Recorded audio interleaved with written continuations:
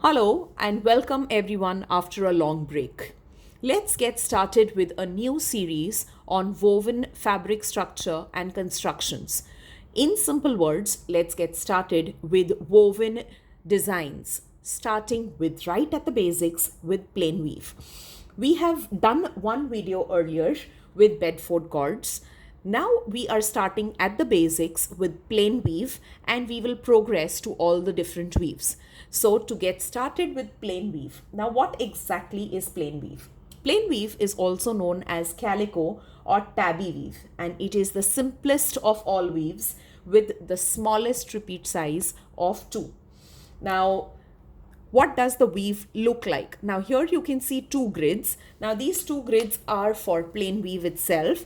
Now what exactly is plain weave? Now as I mentioned, it has a very small repeat size of 2 yarns only. So to get started, it follows an interlacement order of 1 up, 1 down, 1 up, 1 down.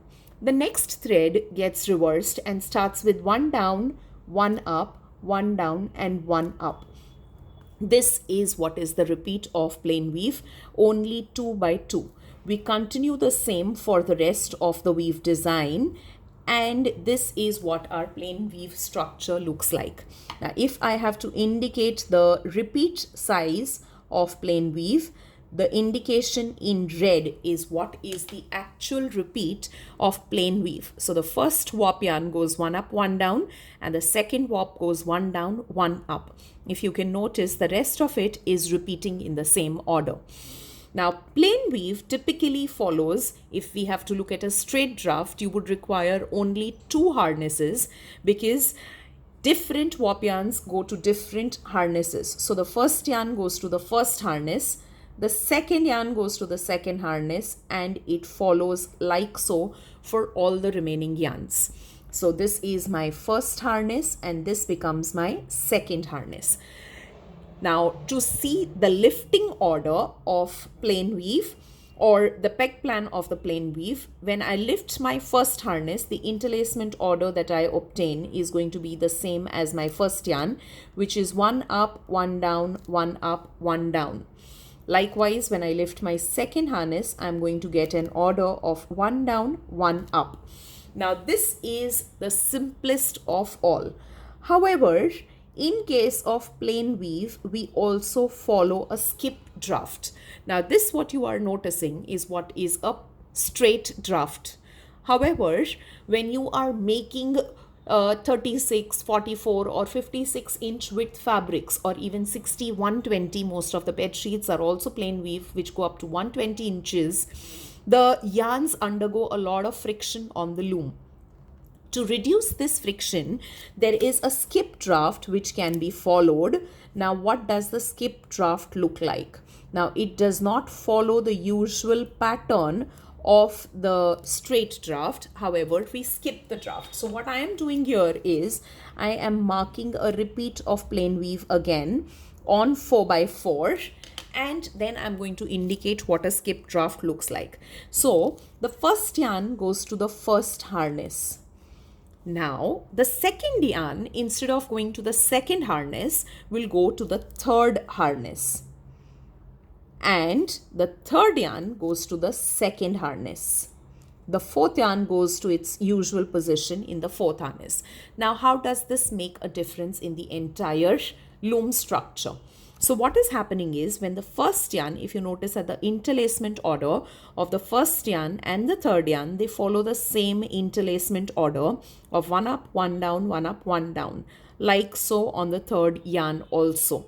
So when you are using the first and the second harness for the first and the third yarn with the same interlacement order, both the harnesses can be lifted together at the same time, thereby giving you a better effect and better productivity with less friction in the yarns and less yarn breakage during the entire process of weaving. Likewise, if you notice the third and the fourth harness, both of them have the second and the fourth yarn, which follow the same interlacement order of one down, one up, one down, one up. So again, the second and the fourth harness can be lifted together. Now, the peg plan can be made two ways. It can be made on 4x4, or alternately, you actually need the peg plan to be only in two sections, where you are lifting the first and the second harness together and you get an interlacement order of one up, one down. And when you lift the third and the fourth harness together, you get the interlacement order of one down and one up. This also is possible, but when you are doing this, you need to indicate that the first and the second harness will be lifted together. So when I'm making an indication like this, it indicates that both the harnesses are going to be lifted at the same time. So likewise, my third and fourth harness gets lifted together and my first and second harness gets lifted together. So I can have a peg plan with only two lifting orders. So this is it for the basic plain weave. Now variations can be created within plain weave. Let's first look at the characteristics. So if you can notice, there are no blanks in the weave. So it has the maximum binding points. Because of that, the thread density is limited. When the thread density or the number of yarns are going to be limited, automatically the cloth thickness and the mass per unit are also going to be limited. However, it produces a relatively strong fabric. If we look at most of the woven structures around us, we will see that most of those are made using plain weave only. It's the most commonly used weave design. So if I have to use technical know-how on what exactly the plain weave is, so it is interlacement of any two continuous threads, either warp or weft in an exactly opposite manner to each other, with every thread in each series passing alternately under and over threads of the other series throughout the fabric. So this is how we talk about it technically.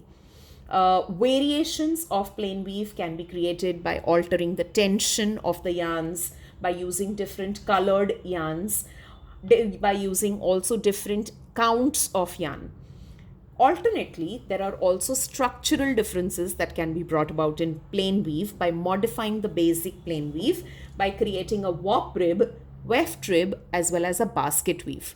Stay tuned for updates on the variations of plain weave.